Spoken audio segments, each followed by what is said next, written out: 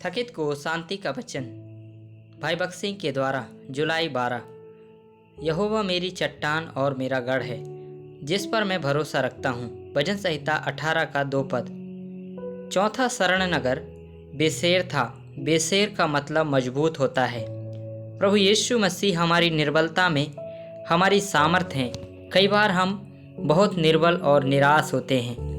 पौलुस 2 कुरिन्थियों 12 अध्याय 10 पद में कहते हैं, मैं मसीह के लिए निर्बलताओं, निंदाओं, आवश्यकताओं, उपद्रवों, संकटों में प्रसन्न होता हूँ, क्योंकि जब मैं निर्बल होता हूँ तब बलवंत होता हूँ। हमारी निर्बलता में परमेश्वर हमारे परीक्षाओं और प्रलोभनों पर विजय पाने के लिए अत्यधिक शक्ति देते हैं। प्रभु यीशु मसीह व्यक्तिगत रूप से हमारे बेसेर, हमारे सभी कमजोरियों और निर्बलता में हमारी ताकत है। मैं अपनी कमजोरी जानता हूँ कि मैं हकलाता हूँ और तोतला हूँ। मुझे प्रत्येक शब्द बोलने के लिए प्रभु की सहायता का दावा करना होगा। अपने सेवा की शुरुआत में मैंने प्रभु से सवाल किया कि उन्होंने मुझे हकलाने वाला क्यों बनाया। उसने मुझसे कहा कि वह चाहता है कि मैं पूरी तरह से उस पर निर्भर रहूं। आरंभ के दिनों में कभी कभी मुझे सभाएं लेने के लिए पंजाब, उत्तर भारत में 30 मील पैदल चलना पड़ता था। प्रभु ने मुझ में चलने, कंधे पर बिस्तर उठाने और सभाएं लेने की शक्ति दी। हमें विश्वास के साथ प्रार्थना करनी होगी, परमेश्वर, हम आपके सेवक हैं। हम आपकी सेवा के लिए आपकी इच्छा के अनुसार जा रहे हैं, हमें शक्ति दें।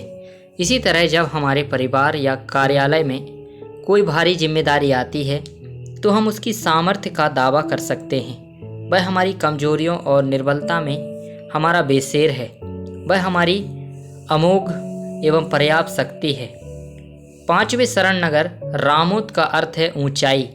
प्रभु चाहते हैं कि हम अपने दैनिक जीवन में बहुत ऊपर उठें। हम व्यवस्था विवरण 32 अध्याय का 11 से 13 पद में देखते हैं कैसे उकाब अपने बच्चों को छोटे होते हुए भी ऊंचा उड़ने पर मजबूर कर देता है। उसी प्रकार हमारा प्रभु चाहता है कि हम आत्मिक रूप से ऊंचा उठें। माता उकाब आती है और घोंसले को तब तक हिलाती है जब तक कि वह टूट ना जाए। तभी उकाब के बच्चे घोंसले से गिरने लगती है। माता उकाब उन्हें अपने पंखों पर उठा लेती है, ऊपर जाती है और फिर से गिरा देती है। इसे कई बार दोहराया जाता है जब तक कि पक्षी के बच्चे ऊंची उड़ान भरना नहीं सीख जाते। उसी प्रकार प्रभु चाहते हैं कि हम बहुत ऊंची उड़ान भरें, अर्थात उसके स्वयं का गहरा अनुभव प्राप्त करें। उस उद्देश्य के लिए उसे हमारी योजनाओं को तोड़ना होगा। हम रोते रह सकते हैं, परमेश्वर हम पर दया करो, हमारी हालत देखो, लेकिन प्रभु हमें तोड़ते रहते हैं। फिर भी हम आत्मिक रूप से एक ऊंचे स्थान पर पहुंच जाते हैं जहां उनके पास हमारे लिए सब कुछ सर्वोत्तम है। वह हमें अपनी योजना में लाने के लिए हमारी योजनाओं को तोड़ देता है। तब हम परमेश्वर के वचन में छिपे सभी रहस्यों का आनंद लेते हैं और जानते हैं कि हमें बचाने में उसके कितने उच्च उद्देश्य हैं। यशाया 58 का 14 पद। यही हमारे लिए परमेश्वर की इच्छा है। जितना अधिक हम परमेश्वर की इच्छा पूरी करने में प्रसन्न होते हैं, उतना ही अधिक हम ऊंचे उठते हैं। छठा शरण नगर है गोलान। गोलान का अर्थ है व्रत। एक व्रत में कोई प्रारंभिक बिंदु नहीं है, प्रत्येक बिंदु प्रारंभ और समाप्ति बिंदु है। एक व्रत अनंत काल का प्रतीक है। अनंत काल में कोई शुरुआत या अंत, प्रकाश या अंधकार, दिन या रात नहीं है। दिन प्रतिदिन प्रभु हमें अनंत काल के लिए तैयार कर रहे हैं। कुछ सबक हैं जिन्हें हमें स्वर्ग के लिए उपयुक्त बनाने के लिए पृथ्वी पर सीखना होगा। पृथ्वी पर हम चतुर शिक्षक बनना चाहते हैं, डॉक्टर, नर्स, इंजीनियर वगैरह। प्रभु ने हमें ढूंढा है और हमें अपनी स्वर्गीय योजना में बनाए रखने के लिए बचाया है। जब हम स्वर्ग जाएंगे तो हमें उन पाठों का मूल्य पता चलेगा जो उसने हमें पृथ्वी पर सिखाए हैं। इसलिए हम सभी परिस्थितियों में आनंद मना सकते हैं। रोमियो 8 अध्याय 37 और 38 पद।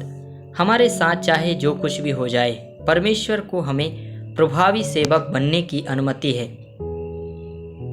हमारी गरीबी, बीमारी, परीक्षा और कठिनाइयाँ हमें प्रभावी सेवकाई के लिए प्रशिक्षित करती हैं। इसी तरह हम अपने सभी प्रलोभनों पर विजय पा सकते हैं। हमें विश्वास से कहना चाहिए कि प्रभु यीशु मसीह हमारे कादेश हैं, हमारी पवित्रता, हमारा सेकेम, हमारा कंधा, हमारा हेब्रोन, हमारी सच्ची संगति, हमारा बेसेर, हमारी ताकत, हमारा रामोत, हमारी आत्मिक ऊंचाई, हमारा गोलान, हमारी अनंत काल। इस प्रकार वह हमारा सिद्ध चिरस्थायी मजबूत शरण नगर बन जाता है।